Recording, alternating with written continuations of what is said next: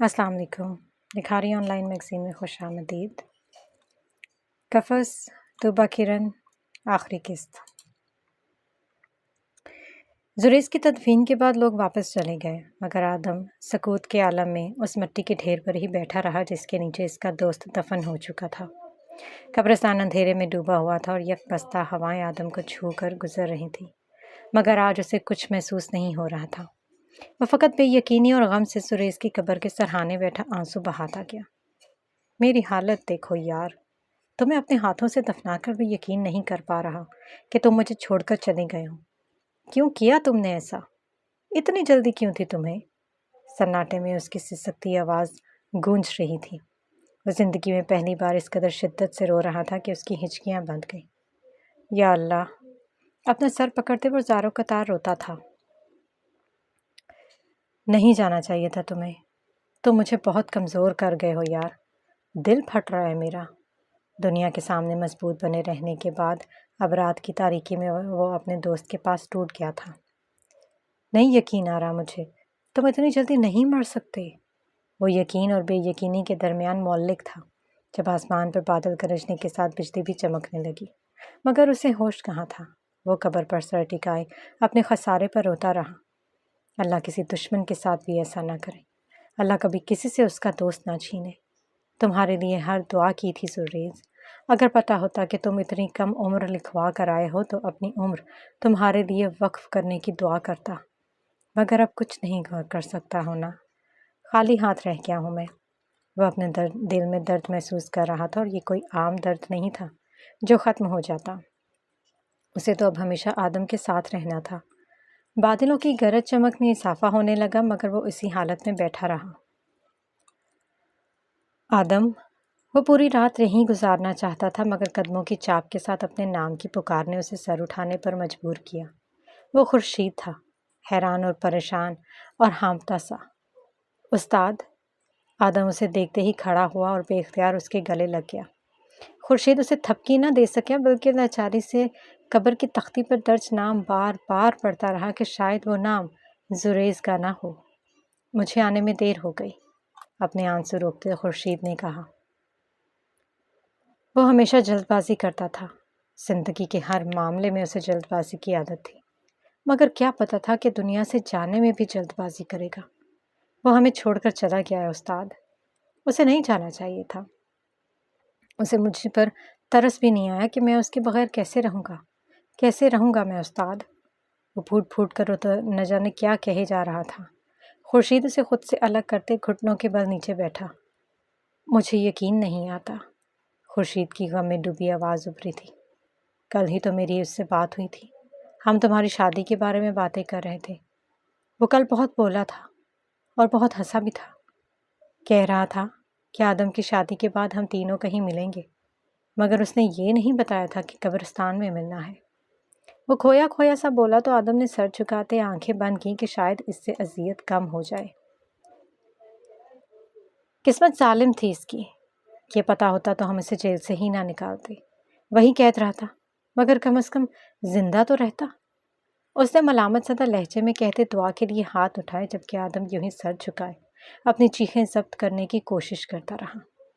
یا اللہ، زریز کی مغفرت کرنا۔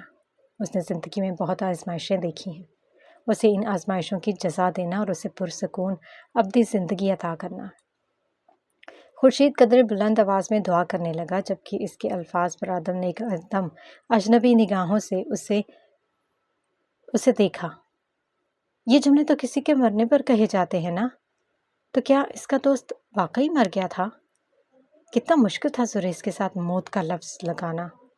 اس کی روح تک کانپ گئی، وہ آمین بھی نہ کہہ سکا۔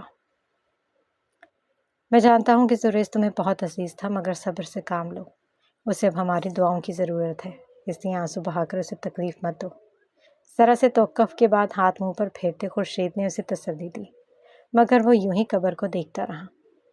جان بستی تھی اس میں میری، وہ مجھے اکیلا کر گیا ہے۔ لہجے میں اس قدر بے بسی تھی کہ خورشید مزید کچھ بول ہی نہ پایا۔ وہ بہت پاگل سا تھا، اور مجھے اس کا پاگل پن سہنے کی عادت ہو گئی تھی۔ وہ ہر وقت مجھ پر حکم چلاتا رہتا تھا، ہر وقت لڑتا ہی رہتا تھا، ہر پریشانی میں اپنا غصہ مجھ پر نکالتا تھا، اور جب میں تکلیف میں ہوتا تو میرے لیے کچھ بھی کر گزرتا تھا۔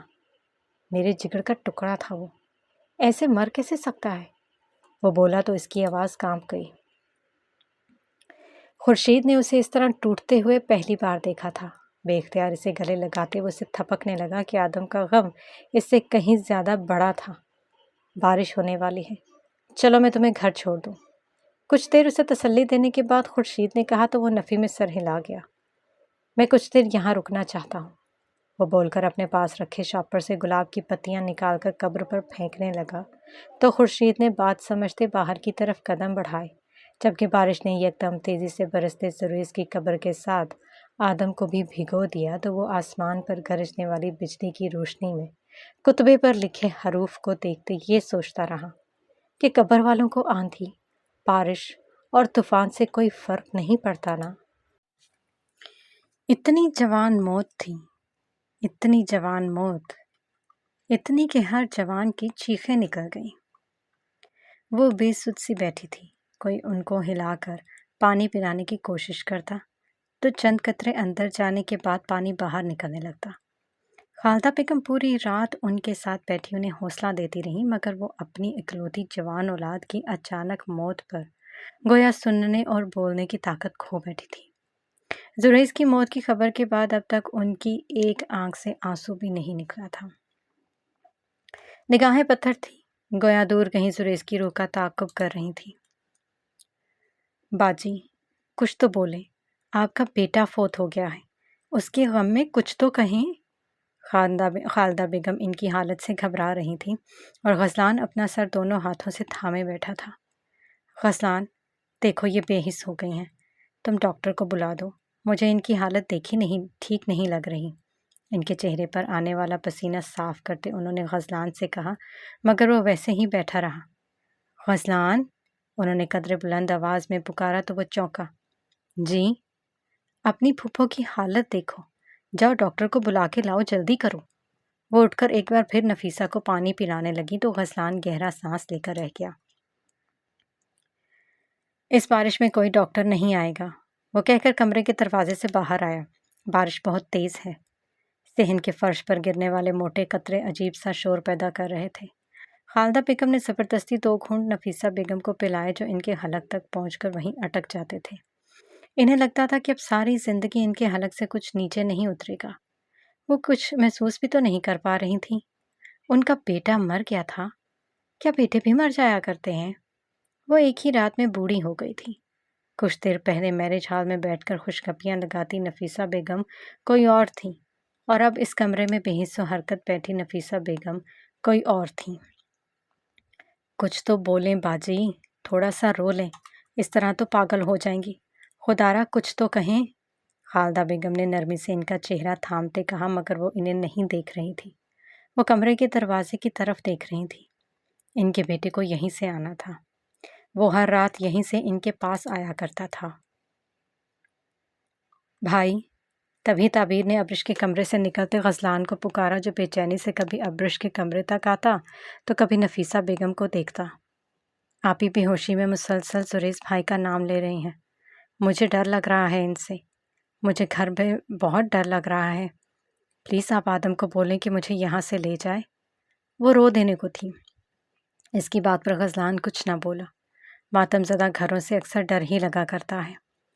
صبح تک رک جاؤ، باقی سب لوگ بھی چلے گئے ہیں اور میں اکیلے ان دونوں کو نہیں سنبھال سکوں گی۔ خالدہ بیگم اس کی بات سنتے کمرے سے نکل کر بولی تو وہ پریشانی سے وہیں پر ہی بیٹھ گئی۔ ابرش آپی کو کچھ ہو جائے گا، وہ ہر تھوڑی دیر بعد زریز بھائی کا نام لیتے ہوئے بے چینی سے حرکت کرتی ہیں اور پھر غنودگی میں ہی رونے لگتی ہیں۔ وہ مکمل ہوش میں نہیں ہیں تو مکمل بے ہوش بھی نہیں۔ مجھے نہیں سمجھ میں آ رہا میں کیا کروں، ان کی تکلیف کیسے کم کروں۔ وہ چند گھنٹوں میں ہی ابرش کی حالت سے گھبرا اٹھی تھی۔ غزلان کے سینے میں درد ابھرا۔ اچھا میں دیکھتی ہوں۔ غزلان، اپنی پھپھو کے پاس رکو۔ خالدہ بیگم کی تعبیر کی باتوں سے پریشان ہو کر ابرش کے کمرے کی طرف بڑھیں، جبکہ غزلان نفیسہ بیگم کے پاس بیٹھتے انہیں تسلی دینے لگا تھا۔ وہ دونوں دروازہ کھول کر کمرے میں داخل ہوئیں تو ابرش نیند میں تھی۔ اس کی بند آنکھوں سے ہی آنسو رواں تھے۔ چہرہ اتنا زرد تھا کہ وہ برسوں کی مریضہ لگ رہی تھی۔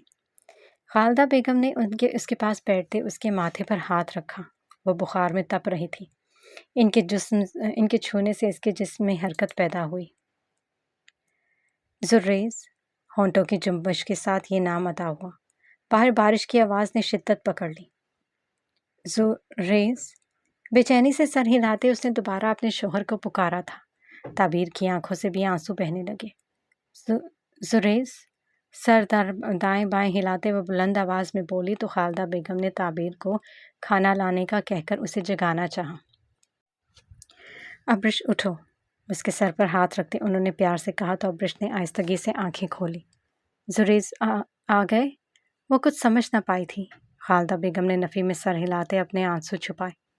مرنے والے واپس نہیں آیا کرتے بیٹا، وہ ڈوبے ہوئے لہجے میں بولی تو ابرش نے ایک دم بیٹھتے ارد گرد دیکھا۔ اسے کچھ وقت لگا تھا بے ہوشی سے پہلے کا حادثہ یاد کرنے میں۔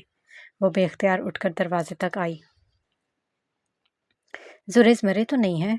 وہ تو نہیں مرے، میں آپ کو بتا رہی ہوں نا تائی جان، زریز کو کچھ نہیں ہوا۔ واپس پلٹتے اس نے خالدہ بیگم کو دونوں بازوؤں سے پکڑ کر کہا تو وہ روتے ہوئے سر ہلانے لگی۔ آپ کو میری بات کا یقین ہے نا؟ وہ یہی ہیں۔ آپ کو خوشبو آ رہی ہے نا ان کی؟ وہ یہاں ہی ہیں، ابھی آ جائیں گے، دیکھیے گا، ابھی آئیں گے اور مجھے سینے سے لگا کر بولیں گے کہ آپ رو کر بھی مجھ پر ظلم کر رہی ہیں۔ پتہ، جب میں روتی بھی ہوں تو وہ یہی کہتے ہیں، اس لیے میں نہیں رہوں گی، میں ان پر ظلم تو نہیں کروں گی۔ آپ سن رہی ہیں نا مجھے؟ وہ آئیں گے نا؟ انہیں اپنی بات کا یقین دلاتے اس کی آواز لرزنے لگی تو خالدہ بیگم بے بسی سے اسے تکتی رہیں۔ ادھر بیٹھو، انہوں نے اسے تھام کر بٹھانا چاہا تو ان سے اپنا آپ چھڑاتے نفی میں سر ہلانے لگی۔ نہیں، مجھے نہیں بیٹھنا، مجھے زریز کا انتظار کرنا ہے، وہ آئیں گے، وہ مجھے تکلیف میں نہیں دیکھ سکتے، میں انہیں کال کرتی ہوں۔ وہ بغیر کچھ سوچے سمجھے سائڈ ٹیبل سے فون اٹھاتے زریز کا نمبر ملانے لگی۔ کانپتے ہاتھ سے وہ اس کے نمبر پر فون کر رہی تھی مگر مقابل ہمیشہ کے لیے خاموش ہو چکا تھا۔ فون باہر صحن میں کھڑی گاڑی میں بج رہا تھا مگر اب وہ تا قیامت بھی بجتا تو زریز اسے نہیں اٹھا سکتا تھا۔ کیوں خود کو دھوکہ دے رہی ہو بیٹا؟ وہ ہمیں چھوڑ کر چلا گیا ہے، اس بات کا یقین کر لو۔ خالدہ بیگم نے تڑپ کر اسے پکڑا تو وہ دوبارہ ان سے اپنا آپ چھڑاتے ہوئے پیچھے ہونے لگی۔ کچھ نہیں ہوا زریز کو، آپ جائیں یہاں سے، آپ سب لوگ جھوٹے ہیں، میرا یقین کریں تائی جان، زریز زندہ ہیں، انہیں کچھ نہیں ہو سکتا۔ انہوں نے ساری زندگی میرا ساتھ نبھانے کا وعدہ کیا تھا، وہ اپنے وعدے سے نہیں مکر سکتے، اور آپ کو پتہ ہے نا کہ وہ مجھ سے کتنی محبت کرتے ہیں، تو جن سے محبت ہوتی ہے انہیں چھوڑا نہیں جاتا۔ آپ رو کیوں رہی ہیں؟ میری بات کا یقین کریں۔ وہ کہتے کہتے دیوار سے جا لگی تو کمرے میں داخل ہوتی تعبیر دروازے پر ہی رک گئی جبکہ خالدہ بیگم کو اس کی حالت رلانے لگی تھی۔ ابرش، میری بچی، صبر کی دعا پڑھو، تعبیر قرآن کھول کر کوئی صورت اس پر پھونکو۔ انہوں نے آگے بڑھ کر اسے تھامنا چاہا مگر وہ نفی میں سر ہلاتے حقیقت کا انکار کرتی رہی۔ آنسو اس کے زرد گالوں پر بہتے چلے جا رہے تھے مگر وہ زریز کی موت پر یقین نہیں کرنا چاہتی تھی۔ تعبیر کھانا میز پر رکھتے وضو کے لیے باتھ روم میں گھسی تو ابرش نے کمرے سے باہر نکلنا چاہا۔ ابرش، کہاں جا رہی ہو بچے؟ باہر بہت تیز بارش ہو رہی ہے۔ خالدہ بیگم نے بھی اس کے پیچھے بھاگتے اس کا بازو پکڑا تو وہ بے بسی سے باہر تکنے لگی۔ مجھے زریز کے پاس جانا ہے، مجھے چھوڑ دے، مجھے زریز کے پاس جانے دے، انہیں میری ضرورت ہے، وہ تکلیف میں ہے، انہیں تو میرے بغیر نیند بھی نہیں آتی۔ وہ نیچے بیٹھتے اپنا آپ چھڑانے کی کوشش کر رہی تھی جبکہ برآمدے میں کھڑا غزلان اس کی بگڑتی حالت دیکھ کر چاہنے کے باوجود اسے سہارا دینے آگے نہ بڑھ سکا۔ وہ سب تکلیفوں سے آزاد ہو گیا ہے ابرش، اسے نیند آ گئی ہے، اب اسے ضرورت ہے تو صرف تمہاری دعاؤں کی، اس لیے دعا کرو کہ اللہ اس کے آگے کی منزلیں آسان کرے۔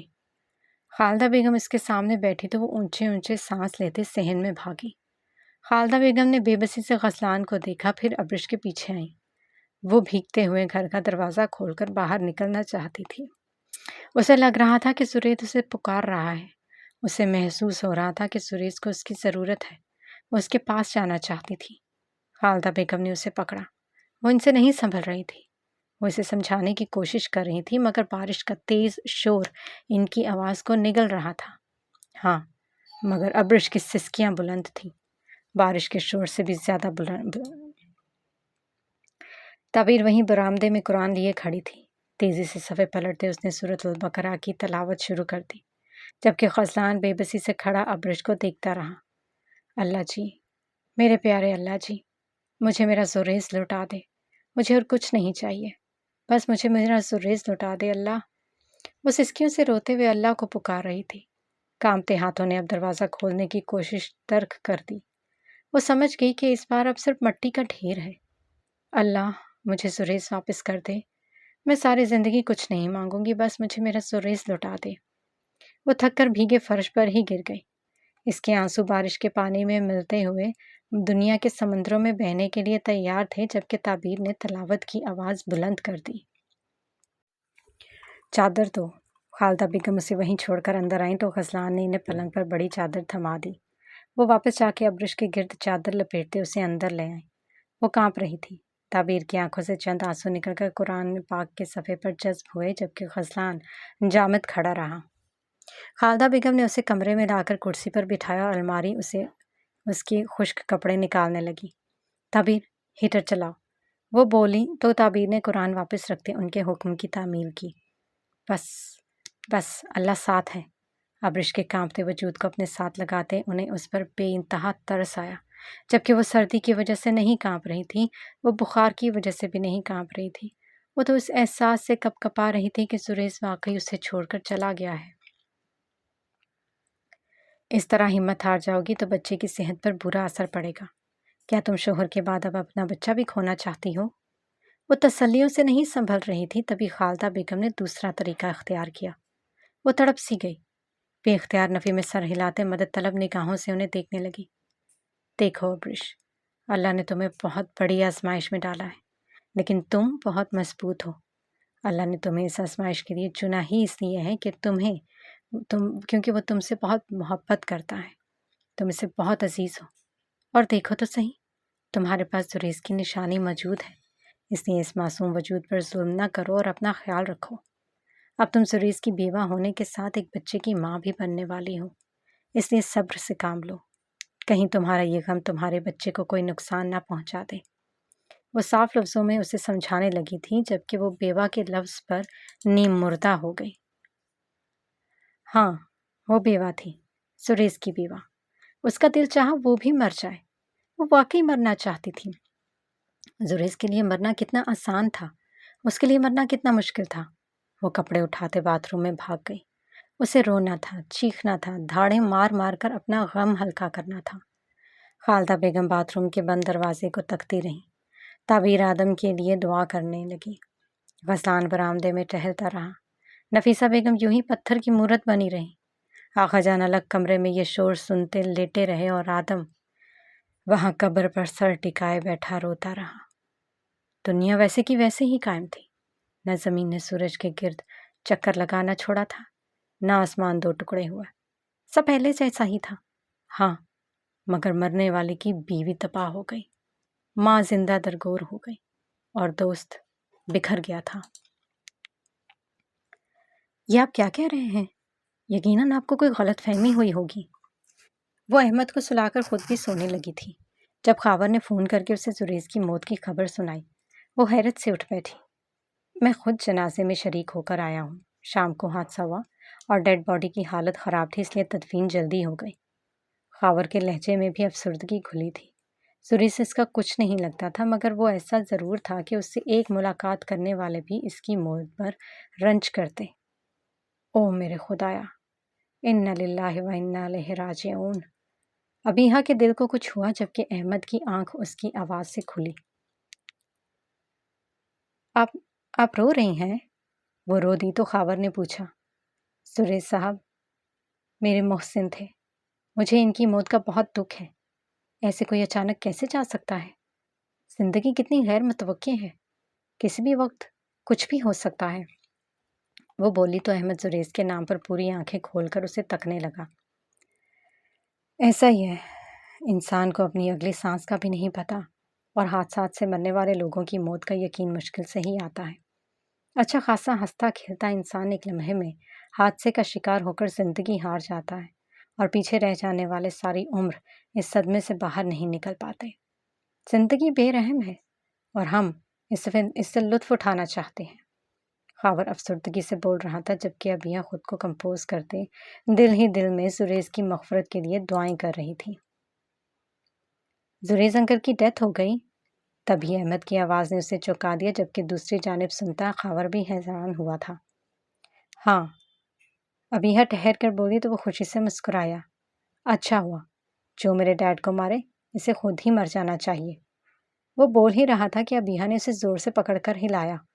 وہ اسے سجاول شاہ لگا تھا، دوسروں کے نقصان پر خوش ہونے والا، دوسروں کی تکلیف پر ہنسنے والا۔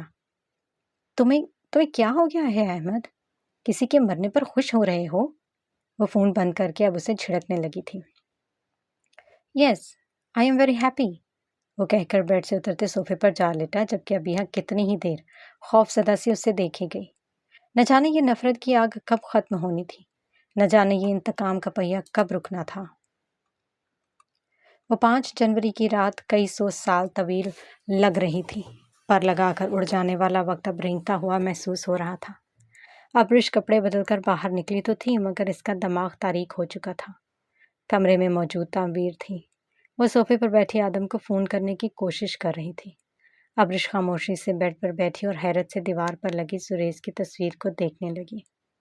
وہ مسکرا رہا تھا، وہ سب سے اچھا مسکراتا تھا۔ وہ اسے دیکھے گئی، آنسو اس کے گالوں پر چمک رہے تھے، اور یہ تو ساری زندگی کا رونا تھا۔ آپ کا ساتھ مجھے مضبوط کرتا ہے، اور کبھی کسی بیماری کو خود پر حاوی مت ہونے دیجیے گا، کیونکہ اگر آپ کو کچھ ہوا تو میں بھی زندہ نہیں رہ پاؤں گی۔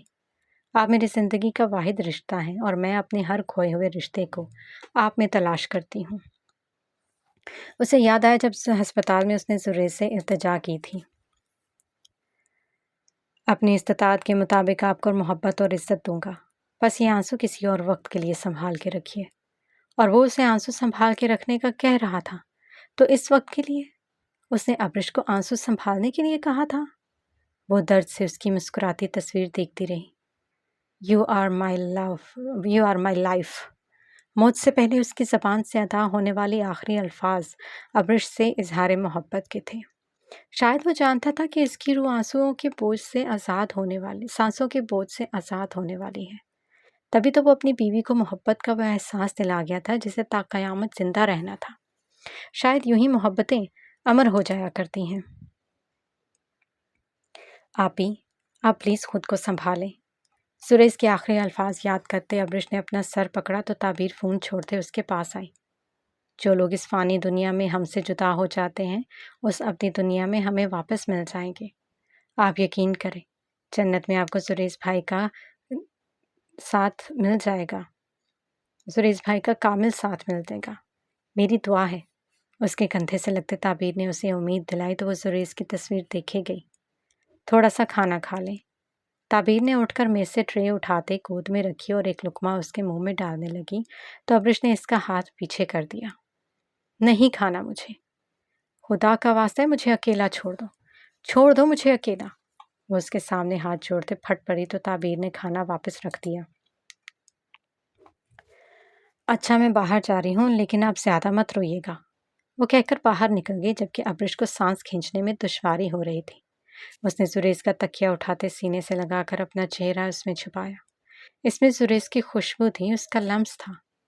آج میں ختم ہو گئی ہوں، اسے محسوس کرتے وہ بلک بلک کو رو دی۔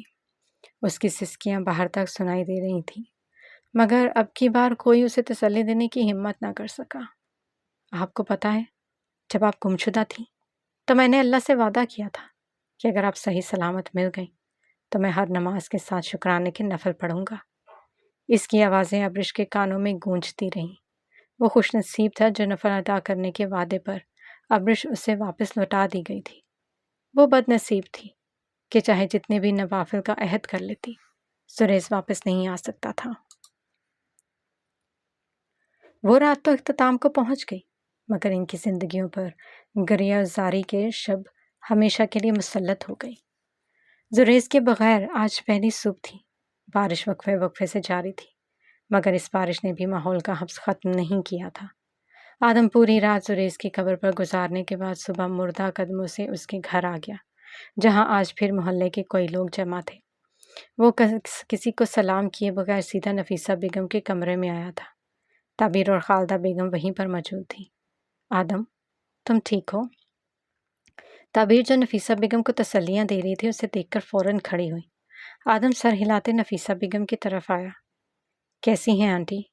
آواز بھاری تھی۔ نفیسہ بیگم نے اسے دیکھا تو پہلی بار ان کے بے حس تاثرات میں غم ابھرا، گویا آدم کو دیکھ کر ان کا سکوت ٹوٹ گیا۔ پتھر آنکھوں نے بھی ہار مانتے اندر کا درد آنسوؤں کی صورت باہر نکلنا شروع کیا تو آدم ان کے پیروں میں بیٹھ گیا۔ ایک بات یاد رکھیے گا آنٹی، سریش چلا گیا ہے مگر آدم ابھی زندہ ہے۔ نرمی سے ان کی گود میں سر رکھتے اس نے انہیں اپنے ساتھ کا احساس دلایا تو انہیں اپنے جوان بیٹے کی میت یاد آئی۔ سریش، میرا بچہ۔ ان کی زبان کا قفل ٹوٹا تو آدم نے گود سے سر اٹھاتے ان کے دونوں ہاتھ تھام کر آنکھوں سے لگائے۔ بہت نقصان ہو گیا ہے ہمارا، یہ خسارہ اب ہم کہاں سے پورا کریں گے؟ کوئی ہے ہی نہیں سریش جیسا۔ اس کے آنسو نفیسہ بیگم کے ہاتھ کو بھگو گئے تو ان کی سسکیاں بھی کمرے میں گونجنے لگی۔ نہیں، میرا بچہ مجھے اکیلا چھوڑ کر نہیں جا سکتا۔ نہیں۔ یک دم اس سے اپنا ہاتھ چھڑاتے انہوں نے سریش کی موت سے انکار کیا تو آدم نے ان کے پاس بیٹھتے انہیں خود سے لپٹا لیا۔ میں ہوں نا آپ کا بیٹا۔ آنکھیں بند کرتے وہ خود بھی بے آواز آنسو بہا رہا تھا۔ تعبیر اس کے لیے پانی لائی مگر وہ ایک گھونٹ سے زیادہ نہ پی سکا۔ بھابھی کیسی ہیں؟ وہ نفیسہ بیگم کو تسلی دیتے اب تعبیر سے پوچھ رہا تھا۔ ٹھیک نہیں ہے، وہ بالکل ٹوٹ گئی ہیں، وہ افسوس سے بولی۔ آدم نے آنسو رگڑتے خالدہ بیگم کو دیکھا۔ ان سے ملنا چاہتا ہوں، جانتا ہوں کہ وہ عدت میں ہے لیکن ایک بار میں ان سے ملنا ضروری ہے۔ اس کے لہجے میں التجا تھی۔ اندر داخل ہوتی عورت ٹھٹک گئی۔ کیا ہو گیا ہے بیٹا؟ عدت میں بیوہ سے کوئی نامحرم نہیں مل سکتا۔ کیوں خالدہ بہن؟ وہ محلے کی عورت تعزیت کے لیے آئی تھی۔ آدم کھڑا ہو گیا۔ وہ نقاب کر لیں گی یا میں پردے کی اوٹ سے بات کر لوں گا لیکن آنٹی میرا بات کرنا ضروری ہے۔ وہ میری بہن ہے، میں انہیں تسلی دینا چاہتا ہوں۔ وہ اپنے الفاظ پر زور دیتے ہوئے بولا۔ تم کیا تسلی دو گے؟ ویسے معاف کرنا بہن، آپ کی بہو تو بہت ہی سبز قدم نکلی۔ پہلے شوہر کو جیل بھجوایا، پھر بیچارے کو اپنے عشق میں پاگل کر کے بیمار کر دیا اور اب پوری دنیا کے سامنے رسوا کروا دیا۔ سچ کہتے ہیں کہ کچھ لوگوں کے ساتھ نحوست لگی ہوتی ہیں اور ابرش تو اتنی منحوس ثابت ہوئی ہے کہ آپ کا بیٹا کھا گئی۔ وہ عورت اب ہاتھ نچا نچا کر بات کر رہی تھی۔ سب حیرت سے اسے تکے گئے جبکہ آدم نے سب سے اپنی مٹھیاں بھینچ لیں۔ آپ بھی معاف کیجیے گا آنٹی، لیکن ہم نے اپنے ذاتی معاملات میں کسی غیر کو بولنے کا اختیار نہیں دیا، اور رہی بات نحوست کی تو یہ صرف جاہل لوگوں کی باتیں ہیں۔ زندگی اور موت صرف اللہ کے ہاتھ میں ہے، اس لیے برائے مہربانی یہاں بیٹھ کر میری بہن کی کردار کشی کرنے کی بجائے زریز کے لیے مغفرت کی دعا کریں۔ وہ کوئی لحاظ رکھے بغیر سختی سے بولتے باہر نکل گیا، جبکہ وہ عورت نفیسہ بیگم کے آنسو دیکھ کر اب انہیں تسلی دینے لگی تھی۔ دن کٹا تو رات کسی اژدہے کی طرح منہ کھولے اسے نکلنے کے لیے تیار تھی۔ وہ پوری رات دن کمرے سے نہیں نکلی تھی۔ خالدہ بیگم اسے دیکھنے آتی مگر وہ بے روح ہو کر بستر پر پڑی رہتی۔ وہ زریز کے بغیر پہلا دن تھا، اسے احساس تھا کہ دنیا اس پر تنگ کر دی گئی ہے۔ فجر کے بعد آدم اس سے ملنے آیا۔ وہ کمرے کے باہر ہی کھڑا تھا اور وہ بیڈ پر خاموشی سے لیٹی رہی۔ میں جانتا ہوں اب آپ کو کسی کی تسلی پرسکون نہیں کرے گی۔ بعض اوقات زندگی اتنے زخم دیتی ہے کہ تسلی دینے والا بھی سوچتا رہ جاتا ہے کہ کن الفاظ کا استعمال کرے۔ مگر بھابھی، آپ اتنا یاد رکھیے گا کہ اللہ تعالیٰ اپنے پسندیدہ بندوں کو ہی آزماتا ہے۔ زریز نے آسان زندگی نہیں گزاری، وہ ساری عمر تڑپتا ہی رہا ہے، لیکن ان سب آزمائشوں کے دوران جو چیز اسے سکون دیتی تھی وہ تھی آپ کی خوشی اور آپ کی مسکراہٹ۔ وہ سب کچھ سہ سکتا تھا مگر آپ کو روتا نہیں دیکھ سکتا تھا۔ اس کے کانوں میں آدم کی آواز گونج رہی تھی۔ وہ بند آنکھوں سے ہی آنسو بہاتے خود سے لپٹ گئی۔ وہ آپ کو غمزدہ دیکھ کر تکلیف محسوس کرتا تھا۔ اس پر تھوڑا سا رحم کر دیں۔ سہولت سے زندگی نہیں گزاری اس نے، آپ اس کی موت آسان کر دیں۔ وہ بولا تو ابرش کی سسکیاں کمرے میں گونجنے لگی۔ خالدہ بیگم آدم کے ساتھ کھڑی کھڑی تھیں وہ پانی لے کر اندر آ گئیں۔ ابرش اٹھو، یہ پانی پیو۔ انہوں نے اس کے ہاتھ چہرے سے ہٹانے چاہے مگر وہ بیڈ پر ہی پلٹتے آہیں بھرنے لگی۔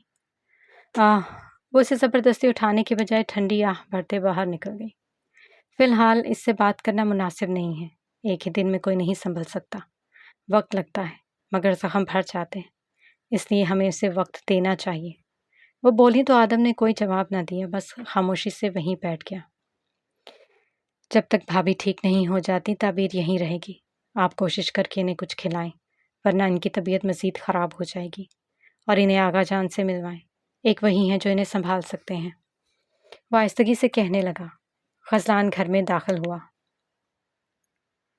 ابیہا آئی ہیں، اس نے آتے ساتھ اطلاع دی تو آدم نے دروازے کی طرف دیکھا جہاں ابیہا احمد کے ساتھ کھڑی تھی۔ آ جاؤ، اس نے کھڑے ہوتے اشارہ کیا تو وہ احمد کا ہاتھ پکڑے اندر داخل ہوئی۔ مجھے زریز صاحب کے انتقال کر سن کر بہت افسوس ہوا ہے، بہت اچھے انسان تھے، اللہ تعالیٰ ان کی مغفرت فرمائے۔ سلام کے بعد وہ دکھ سے بولی تو خالدہ بیگم نے اسے ابرش کے کمرے میں جانے کا کہا، جبکہ احمد بھی اس کے پیچھے ہی کمرے میں چلا گیا۔ اس کے سامنے ایک وجود تھا، ابرش کا وجود جو سسک رہا تھا۔ ابیہا کے پیچھے چلتے وہ اس تک آیا۔ ابرش، ابیہا نے پکارا تو ابرش نے سسکیاں روکتے اسے دیکھا، پھر نگاہیں احمد کے چہرے پر پڑیں۔ بہت افسوس ہوا، وہ بولی جبکہ ابرش اسے دیکھتی رہ گئی۔ ہاں، سب افسوس ہی تو کرنے آتے تھے، سب اسے تسلیاں ہی تو دیتے تھے۔ کوئی سریش کو واپس کیوں نہیں لاتا تھا؟ کوئی سریش کو کیوں نہیں بلاتا تھا؟ اس نے بیٹھنے کی کوشش کی مگر جسم سن ہو چکا تھا، وہ چاہ کر بھی اٹھ نہ سکی۔ اسے لے جاؤ، اسے احمد سے نفرت محسوس ہوئی، وہ بھی اسے ہی دیکھ رہا تھا۔ احمد، تم باہر جاؤ، میں آتی ہوں، ابیہا نے کہا مگر وہ ڈٹائی سے وہیں کھڑا رہا۔ زریز انکل کے ساتھ اچھا ہوا، انہوں نے میرے ڈیڈ کو مارا اور میری ممی کو اس گندی جگہ پر بند کر دیا تھا، اس لیے ان کو سزا ملی۔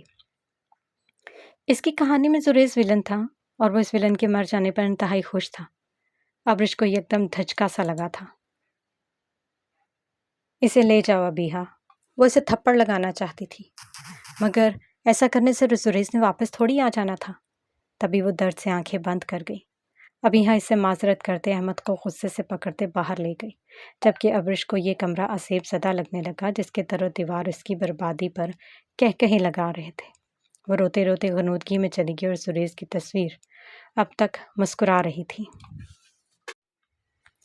ایک ہفتہ گزر جانے کے باوجود ابرش کی حالت میں کوئی تبدیلی نہیں آئی تھی۔ زریز اسے اتنی بری طرح بکھیر گیا تھا کہ اب اس سے اپنا آپ سمیٹا نہیں جا سکتا تھا۔ خالدہ بیگم اور تعبیر اس کے پاس ہی رک گئی تھی، جبکہ غزلان اور آدم بھی روز چکر لگا لیتے تھے۔ تعزیت کے لیے آنے والے لوگوں کی تعداد بھی اب کم ہو گئی تھی، مگر ابرش گھر کے ماحول سے بے خبر اپنے کمرے میں قید رہتی کہ اسے دنیا کے ہر شخص سے نفرت محسوس ہوتی تھی۔ بخار بڑھتا جاتا، سر درد سے پھٹنے لگتا مگر وہ بے سدھ پڑی رہتی۔ اس دن بھی وہ آنکھیں موندی لیٹی تھی جب تعبیر اس کے لیے کھانا لے کر آئی۔ آپی، اس نے ابرش کے پاس بیٹھتے نرمی سے اسے پکارا تو ابرش نے اپنی آنکھیں کھولی۔ کھانا کھا لیں، کچھ کھائیں گی نہیں تو طبیعت بھی ٹھیک نہیں ہوگی، اس لیے پلیز ہمت کر کے اٹھیں اور تھوڑا سا کھا لیں۔ وہ اس کی سرخ آنکھیں دیکھتی بول رہی تھی۔ ابرش اٹھ کر بیٹھی اور ٹرے کے سامنے رکھتے نوالا بنانے لگی۔ آپی، وہ کانپتے ہاتھ سے نوالا توڑ رہی تھی جب تعبیر نے اس کے ہاتھ پر اپنا ہاتھ رکھا۔ میں کھلا دیتی ہوں۔ اس کی آنکھوں سے بہنے والے خاموش آنسو تعبیر کو بھی اذیت دے رہے تھے، مگر ابرش نے کندھے اچکاتے اپنے گال بے دردی سے رگڑے۔ کچھ کھایا ہی نہیں جاتا؟ وہ بے بسی کی انتہا پر تھی۔ تعبیر چند لمحے اسے دیکھتی رہی، پھر نوالا اس کے منہ میں ڈالا۔ اچھا، آپ کو کیا پسند ہے؟ آپ مجھے بتائیں، میں وہ بنا دیتی ہوں۔ تعبیر نے اپنی سی کوشش کی تو وہ اسے جواب دیے بنا اٹھی اور ڈریسنگ ٹیبل تک آئی۔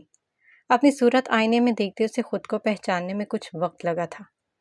محبت کرنے والے اتنی جلدی چھوڑ کر کیوں چلے جاتے ہیں؟ وہ ایک نظر اپنے عکس پر اور دوسری نظر زریز کی تصویر پر ڈالتے پوچھ رہی تھی۔ تعبیر کے دل میں ٹیس اٹھی۔ اور پیچھے رہ جانے والے لوگ زندہ کیسے رہ لیتے ہیں؟ میں کیسے زندہ رہوں گی؟ یا شاید سانس لینے کو زندگی نہیں کہتے؟ وہ سر جھکائے بولی تو کئی آنسو اس کی گالوں سے تیرتے میز پر گرے۔ پتہ ہے، جب زریز ہسپتال میں تھے تو میں دن رات اللہ سے یہی دعائیں مانگتی تھی کہ اللہ میری زندگی بھی ان کو لگا دے۔ اللہ نے میری دعا قبول کیوں نہیں کی؟ وہ تو جانتا ہے نا کہ میری زندگی میں زریز کے علاوہ کوئی رشتہ نہیں تھا۔ وہ پھر سے سسکنے لگی۔ آپ یہ سوچتی ہیں کہ آپ اکیلی رہ گئی؟ آپ یہ کیوں نہیں سوچتی کہ زریز بھائی اس دنیا سے بہتر جگہ پر چلے گئے ہیں؟ انہوں نے اپنی زندگی میں جو حالات دیکھے، اگر اللہ چاہتا تو انہیں دنیا میں ہی صبر کا پھل دے سکتا تھا، مگر اس نے ان کے لیے آخرت کا پھل چنا۔ آپ کو لگ رہا ہے کہ زریز بھائی کے ساتھ برا ہوا، مگر یہ بھی تو سوچیں ان کے لیے کتنا اجر ہوگا۔ اور کچھ محبتوں کا ملن اس دنیا میں ممکن نہیں ہوتا۔ کچھ کہانیاں یہاں ادھوری رہ جاتی ہیں کیونکہ انہیں اگلے جہان میں مکمل ہونا ہوتا ہے۔ وہ اپنی طبیعت کے برعکس ٹھہرے ہوئے لہجے میں ابرش کو سمجھانے لگی تھی۔ ابرش اس کی باتوں پر سر جھکائے روتی رہی۔ میں سب جانتی ہوں مگر صبر نہیں آ رہا، وہ بولی تو اس کی آواز لرز اٹھی۔ تعبیر نے آگے بڑھتے زریز کی تصویر دیوار سے اتارنا چاہی۔ جب تک یہ تصویر یہاں لگی رہے گی آپ کو صبر نہیں آئے گا، اس لیے میں اسے اسٹور روم میں رکھ دیتی ہوں۔ وہ ابھی تصویر اتار ہی رہی تھی کہ ابرش نے اسے روکا۔ ایک ظلم میرے ساتھ قسمت نے کیا ہے، اب دوسرا ظلم تم مت کرو۔ ویسے بھی زریز کی یاد کسی تصویر کی محتاج نہیں، وہ تو ہر پل میرے ساتھ ہی ہیں۔ تمہیں میری آنکھوں میں نظر نہیں آتے؟ آنسوں کا پھندا اس کے گلے میں اٹکا۔ تعبیر مسکرانے لگی۔ ہمیں تو آپ کا پورا وجود ان کی یاد دلاتا ہے۔ زریز بھائی تو زندگی کے قفس سے آزاد ہو گئے، مگر آپ کو ہمیشہ کے لیے محبت کے قفس میں قید کر گئے۔ لیکن پتہ ہے ان کی عمر کم تھی مگر ظرف بڑا تھا، تبھی تو وہ آپ کو چند ماہ میں اتنی ہی محبت دے گئے کہ آپ اگلے 100 برس بھی ان کی محبت کے سہارے گزار سکتی ہیں۔ آپ ہی اس نے نرمی سے ابرش کا چہرہ تھاما جس پر آنسوں کی چمک تھی۔ وہ بے انتہا تکلیف میں تھی، اسے تعبیر کی باتیں مزید اذیت دے رہی تھی۔ زریز بھائی دنیا کی نظر میں مر گئے ہیں مگر وہ آپ کے دل میں تا قیامت زندہ رہیں گے۔ وہ محبت اور وفا بن کر آپ کے سینے میں دھڑکیں گے۔ آپ دیکھیے گا، دنیا رشک کرے گی آپ پر کہ آپ کو زریز جیسا ساتھی ملا۔ وہ آپ ہی ہیں اس قابل کہ آپ پر رشک کیا جائے۔ وہ کچھ اور بھی بول رہی تھی جب ابرش نے بے اختیار روتے ہوئے اسے گلے لگا لیا۔ چپ ہو جاؤ پلیز، نہیں برداشت ہوتا مجھ سے۔ اس کی سرخ آنکھیں مزید لال ہونے لگی۔ آدم مجھے آپ دونوں کی مثالیں دیتا تھا کہ زریز اور ابرش جیسا کوئی نہیں، اور آج میں نے جان لیا کہ وہ ایسا کیوں کہتا تھا۔ آپ دونوں محبت کی مجسم صورت ہیں، اور محبت کا سب سے بڑا راز پتہ ہے کیا ہے؟ وہ اسے خود سے الگ کرتے آج بڑے پن کا ثبوت دے رہی تھی۔ محبت کا سب سے بڑا راز یہ ہے کہ محبت کرنے والے کبھی مرتے نہیں ہیں۔ محبوب دنیا سے چلا جائے تو محب اسے اپنے دل میں بسا کر زندہ رکھتا ہے۔ محبت کبھی نہیں مرتی آپ ہی، اور آپ کو صبر کرنا ہے، اپنے لیے، اپنے بچے کے لیے۔ وہ ابرش کو سمجھانے کی ہر ممکن کوشش کر رہی تھی۔ ابرش اب بھی رو رہی تھی، سسک رہی تھی، بار بار زریز کی تصویر دیکھ رہی تھی، اپنا ہاتھ چھو رہی تھی جہاں زریز نے اپنا آخری لمس چھوڑا تھا۔ تعبیر بولتی رہی، اسے سمجھاتی رہی، مگر وہ اب اسے نہیں سن رہی تھی۔ وہ تو زریز کو سن رہی تھی جو مسکراتے ہوئے اس سے کچھ کہہ رہا تھا۔ سمندر تو چاند کے بغیر بھی سینہ چڑا کیے زمین پر بہتا رہتا ہے، لیکن ابرش، میں آپ کے بغیر کبھی اپنا آپ قائم نہیں رکھ سکوں گا۔ سانس لینے کے لیے ہوا کی ضرورت ہوتی ہے، لیکن جینے کے لیے مجھے آپ کی ضرورت ہے، اور میں اپنی زندگی کے ہر لمحے میں آپ کا ساتھ چاہتا ہوں۔ اس کی یادیں کبھی ابرش کا پیچھا ہی نہیں چھوڑتی تھیں، وہ ہر وقت اس کے دل میں بولتا ہی رہتا تھا، اور وہ زریز سے شکایت کرنا چاہتی تھی کہ اسے بھی تو جینے کے لیے اس کی ضرورت تھی، وہ بھی تو اپنی زندگی کا ہر لمحہ اس کے ساتھ گزارنا چاہتی تھی، پھر وہ اسے کیوں یوں تنہا چھوڑ کر گیا تھا؟ دور آسمان پر آج بہت دن بعد سورج نظر آیا تھا، شاید وہ زریز کی موت کے سکتے سے باہر نکل آیا تھا۔ گھر کے دوسرے کونے میں موجود آغا جان بستر پر لیٹے آنسو بہا رہے تھے۔ ان کی آنکھوں سے بہنے والا گرم سیال اپنے اندر کئی جذبات لیے ہوئے تھا، حسرت، ندامت، پچھتاوا، دکھ اور خوف۔ مگر سب سے حاوی جذبہ پچھتاوے کا تھا، ابرش کے ساتھ زیادتی کرنے کا پچھتاوا، دولت کے نشے میں چور ہو کر انسانیت کے درجے سے گر جانے کا پچھتاوا، اپنی عمر گوا دینے کا پچھتاوا۔ نہ جانے کتنی ندامتیں تھیں جو جمع ہو کر ان کے گرد منڈلاتی رہتی تھیں۔ وہ زندہ تو تھے مگر یہ زندگی موت سے بدتر تھی۔ گھر والوں نے ان کے لیے کیئر ٹیکر کا انتظام کر دیا تھا جو 24 گھنٹے ان کے ساتھ رہتا، مگر گھر کا کوئی فرد ان سے ملنے نہیں آتا تھا۔ نہ خالدہ بیگم، نہ غزلان، نہ آدم، نہ نفیسہ بیگم اور نہ ہی ابرش۔ ہاں، انہیں گھر والوں کی آوازیں سنائی دیتی تھیں مگر وہ کسی کو دیکھ نہیں پاتے تھے۔ جب کبھی وہ ویل چیئر پر باہر ٹھنڈی ہوا کے لیے نکلتے تو ابرش کے کمرے کو حسرت کی نگاہ سے دیکھا کرتے۔ ان کا دل چاہتا تھا کہ وہ اس سے مل کر اسے سینے سے لگا لیں، وہ اس سے معافی مانگنا چاہتے تھے مگر وہ اس کی جرت نہ کر سکتے۔ آج بھی وہ حسب معمول اپنی غلطیوں پر پشیمان آنسو بہا رہے تھے جب دروازے پر ہلکی سی دستک کے ساتھ کوئی اندر داخل ہوا۔ انہوں نے امید سے دیکھا۔ وہ ابرش تھی، کمزور جسم، مرجھایا ہوا چہرہ اور سوجی ہوئی آنکھیں لیے۔ اس نے گہرا سانس لیتے آغا جان کو دیکھا اور سست قدموں سے چلتی ان کے قریب آ گئی۔ سریش چلے گئے بابا، وہ ان سے اپنا غم کہنے آئی تھی۔ آغا جان زندگی میں پہلی بار اس کے آنسوؤں سے بے چین ہوئے تھے۔ وہ ان کے سامنے کھڑی ان کا چہرہ دیکھ رہی تھی۔ امی بھی چلی گئی تھی، سمل بھی چلی گئی، اور اب سریش بھی مجھے چھوڑ کر چلے گئے۔ میری قسمت ایسی کیوں ہے بابا؟ میری زندگی کا ہر رشتہ مجھ سے چھن کیوں جاتا ہے؟ وہ ان سے سوال کر رہی تھی، ایسا سوال جس کا جواب ان کے پاس بھی نہیں تھا۔ آپ ٹھیک کہتے تھے، میں منحوس ہوں۔ مجھے ان باتوں کا یقین ہی نہیں آتا تھا۔ مجھے لگتا تھا کہ کوئی انسان منحوس نہیں ہوتا، مگر اب میں نے اپنی نحوست کو تسلیم کر لیا ہے۔ میں اتنی منحوس کیوں ہوں بابا؟ وہ ٹوٹ تو چکی تھی مگر یہ وہ کرچیاں تھیں جو صرف وہ اپنے باپ کو ہی دکھا سکتی تھی۔ آقا جان نے آنکھوں کے اشارے سے اس کی بات کی نفی کی۔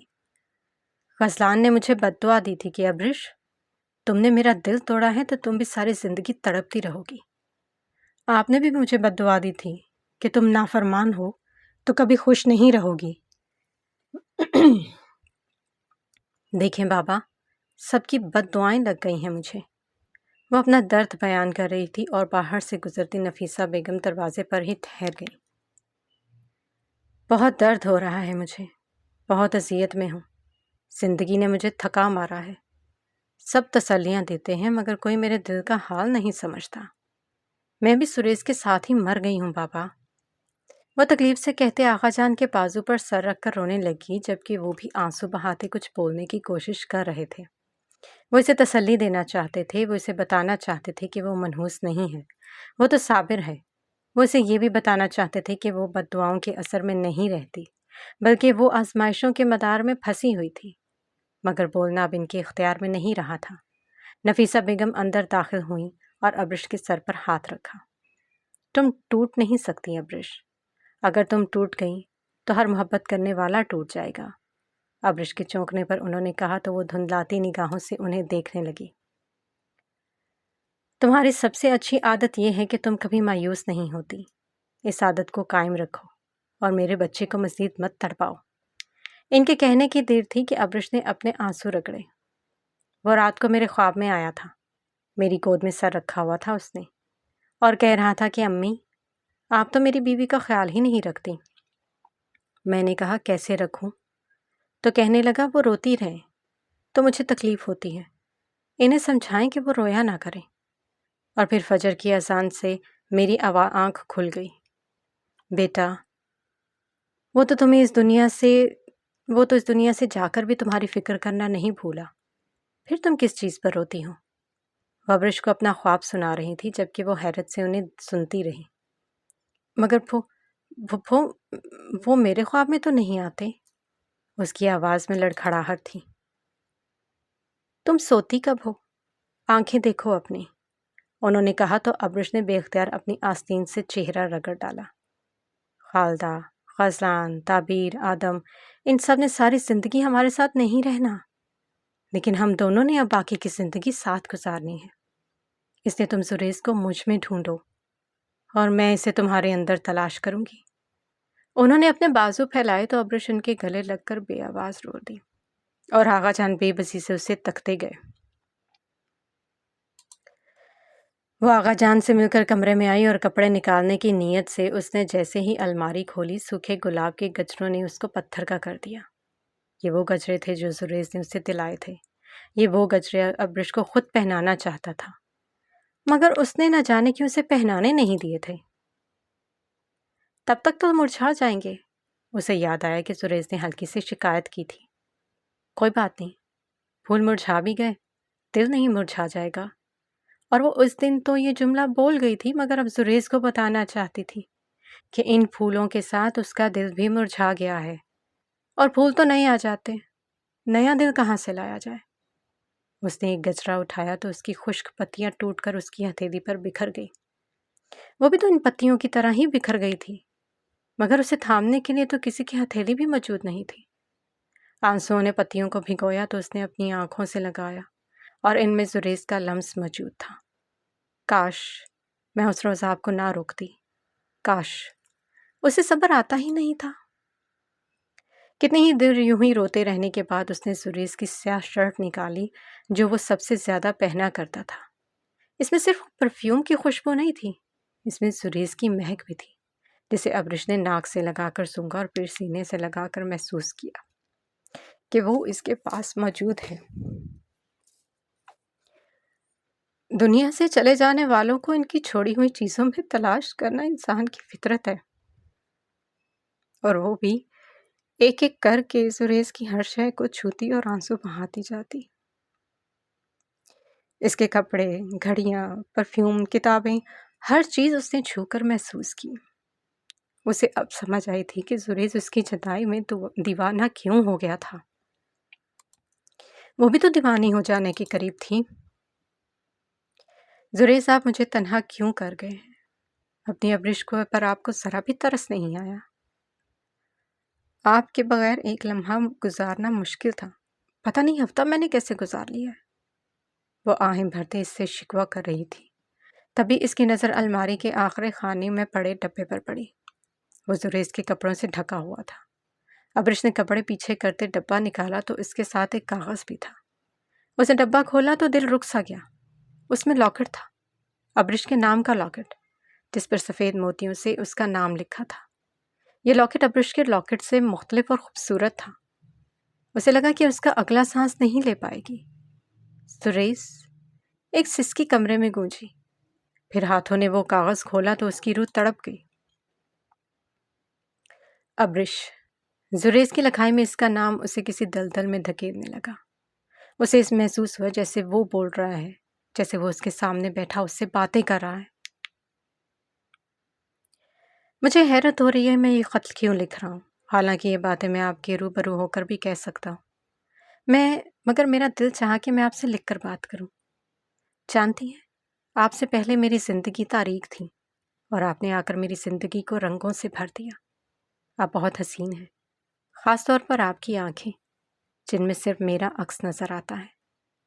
اس وقت آپ میرے پہلو میں سو رہی ہیں اور میں یہ لکھ رہا ہوں۔ پتہ نہیں کیوں، مگر دل چاہ رہا ہے کہ آپ کو جگا کر آپ سے ڈھیروں باتیں کروں، لیکن آپ کا سارا دن کاموں کے بعد اب سوئی ہیں تو معصوم شوہروں کی طرح مجھے آپ کے آرام کا خیال کرنا چاہیے۔ زریز کے الفاظ پڑھتے ابرش کے کئی آنسو کاغذ میں جذب ہو کر تحریر کو دھندلا گئے۔ وہ اس کے شوہر کی باتیں تھیں، اس کی زریز کی۔ کل ہمیں آدم کی شادی پر جانا ہے اور اس کے بعد میں آپ کو ساحل سمندر پر لے جاؤں گا۔ زندگی کی بھاگ دوڑ نے ہمارا بہت وقت لے لیا ہے، اب میں چاہتا ہوں کہ کچھ وقت ہم دونوں ساتھ گزاریں۔ وہ اس کی آخری رات کے الفاظ تھے۔ اس کی خواہشیں، اس کی حسرتیں جو سانس ٹوٹنے کے ساتھ ہی ٹوٹ گئی تھی۔ ابرش کو لگا کہ وہ آگے نہیں پڑھ پائے گی، مگر اسے پڑھنا تھا۔ یہ لاکٹ میں نے آپ کے لیے بنوایا ہے، اس پر لکھا آپ کا نام بہت حسین لگتا ہے مجھے۔ اگر ہماری بیٹی ہوئی تو میں اسے بھی ایسا ہی لاکٹ بنوا کر دوں گا۔ اف، مجھ سے تو اس وقت کا انتظار ہی نہیں ہوتا، اور آپ کتنے سکون سے سو رہی ہیں۔ وہ پڑھتی جا رہی تھی اور ڈوبتی جا رہی تھی۔ اسے بتانا چاہتی تھی کہ اب وہ سکون سے نہیں سو پاتی۔ ایک بات کہوں ابرش، مجھے آپ سے عشق ہے، بلکہ مجھے لفظ بھی اپنے جذبات کے لیے ناکافی لگتا ہے۔ کاش میں اس سے بہتر بھی لفظ استعمال کر پاتا جو میرے جذبات کی مکمل تشریح کرتا، مگر اتنا جان لے کہ زریس جاسم آپ کے بغیر کچھ بھی نہیں، اور کبھی مجھے چھوڑ کر مت جائیے گا۔ میری دعا ہے کہ پہلے مجھے موت آئے، کیونکہ آپ کو کھونے کا حوصلہ تو مجھ میں بالکل نہیں ہے۔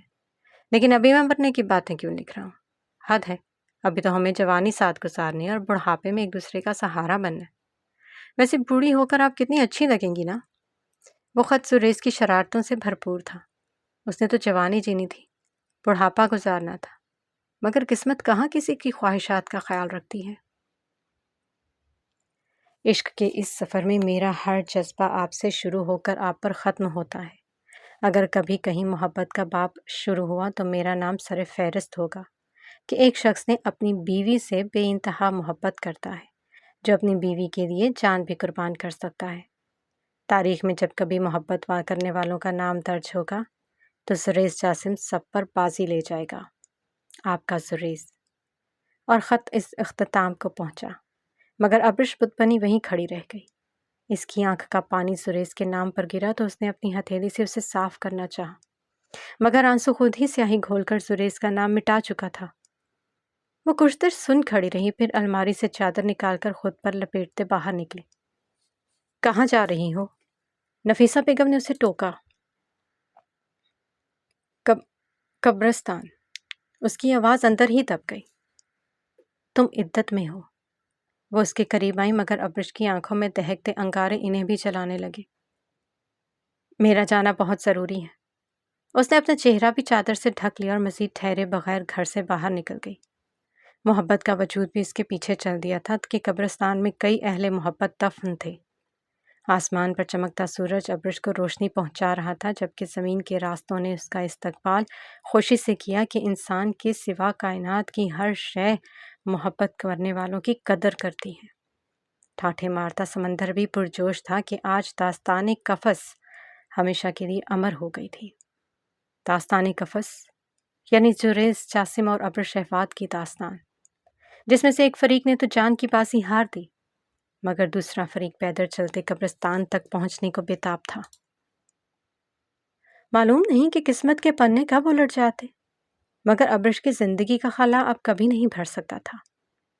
تیز ہوائیں اس کے روح سے گزرتے ہوئے یہ محسوس کر رہی تھی کہ محبت امر کرنے والے لوگ کیسے ہوتے ہیں، جبکہ اس کی رگوں میں خون کی طرح گردش کرتا زریس دنیا کو روتا چھوڑ کر محبت کی زندہ مثال بن گیا تھا۔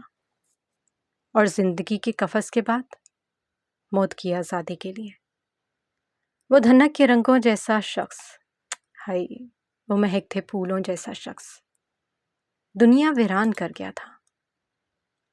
قفس کی اس داستان میں سبھی کردار ادھورے تھے۔ نہ غزلان نے محبت پائی، نہ ابیہ کو اس کا سجاول ملا، نہ زمل حمزہ کے نصیب میں آئی، نہ خاور کا انتظار جیت سکا، نہ زکیہ کبھی واپس آئی، نہ احمد کے دل سے نفرت ختم ہوئی۔ ہاں، آدم کو تعبیر مل گئی تھی، مگر کب تک؟ اور وہ دونوں، وہ خوشبوؤں جیسے لوگ، زریس اور ابرش، وہ جدا تو ہو گئے تھے مگر اس جہان میں ملنے کے لیے کہ جس کے بعد کوئی جدائی نہ ہوتی۔ اور کیا ضروری ہے کہ ہر کہانی کا اختتام اچھا ہو؟ اور کیا ضروری ہے کہ سب کردار مکمل ہوں؟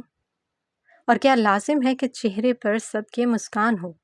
نہیں، کبھی کچھ کرداروں کے ساتھ رونا بھی چاہیے کہ یہ جتنے نامکمل نظر آتے ہیں اتنے ہی مکمل ہوتے ہیں۔ تو جناب، قفس کا یہ سفر ختم ہوا، اپنے اختتام کو پہنچا۔ ہم ہیں لکھاری میگزین، دعاؤں میں یاد رکھیے گا، اور انشاءاللہ حاضر ہوں گے ایک نئی تحریر کے ساتھ۔ اپنی رائے دینا مت بھولیے گا۔